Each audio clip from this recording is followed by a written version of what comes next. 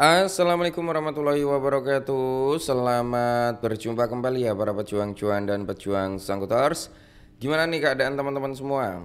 Semoga kalian dalam keadaan sehat semua dan saya doakan ya buat kalian jadi orang sukses semua. Amin, mantap ya. Dan tetap ya kawan-kawan ya, secangkir kopi harus selalu ada buat menemani kesempatan kali ini.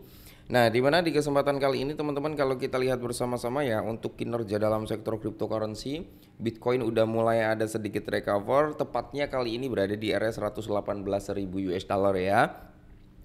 Dan secara overall di sini Ethereum juga menguat kembali, dia di 3,8 ribu US dollar teman-teman. XRP masih recover sekitar 1,67%. Secara overall sih di sini market mulai ada recover lah ya.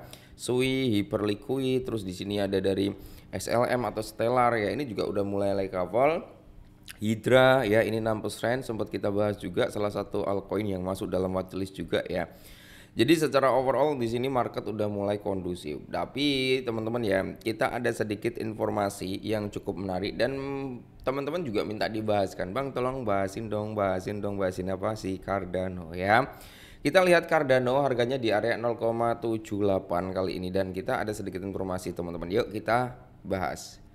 Nah, 5 alasan Cardano siap melonjak 100 kali lipat kalahkan Bitcoin. Ini kata Charles Hoskinson. Ya, jadi kata dari pengembangnya si Cardano. Ya, dalam tanda kutip mengalahkan Bitcoin dari segi persentase kenaikannya, bukan karena harganya ya, teman-teman ya. Nah, di sini kalau kita lihat ya di dunia kripto dan cryptocurrency klaim berani sering bermunculan. Namun kali ini prediksi Charles Hoskinson, pendiri Cardano, benar-benar mengguncang pasar. Hoskinson ya atau Charlie ini yakin ada atau Cardano itu bisa melonjak 100 hingga 1000 kali lipat, menyamai bahkan melampaui Bitcoin. Benarkah Cardano punya potensi sebesar itu? Nah, prediksi harga Cardano bisa tembus di 1,3 juta rupiah ya, hingga di area 13 juta rupiah per koin.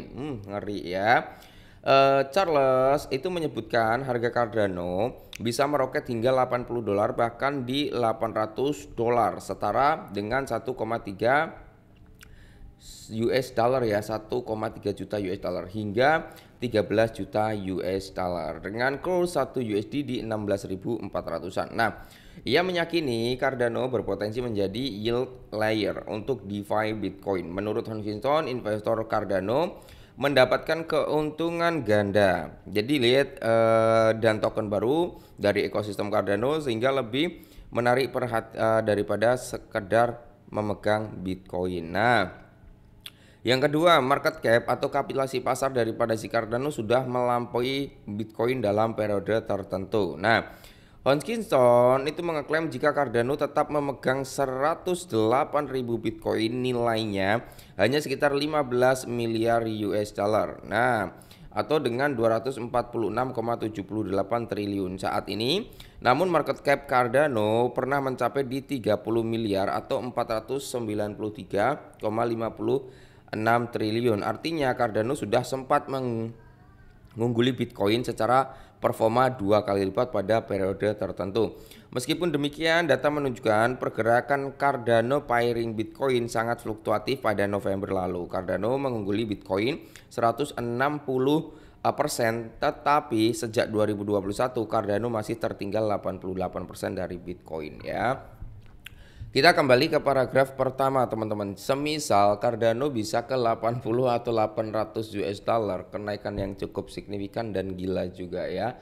Kalian yang mungkin punya 5 Cardano, 10 Cardano, bukannya udah full senyum. Makanya di sini teman-teman ya, karena di dalam sektor kripto itu kan nggak ada ilmu pasti, nggak tahu mana yang akan meledak. Semua orang bisa berspekulasi dan semua orang bisa melakukan prediksinya masing-masing. Makanya tugas kita hanya satu teman-teman, tebar benih.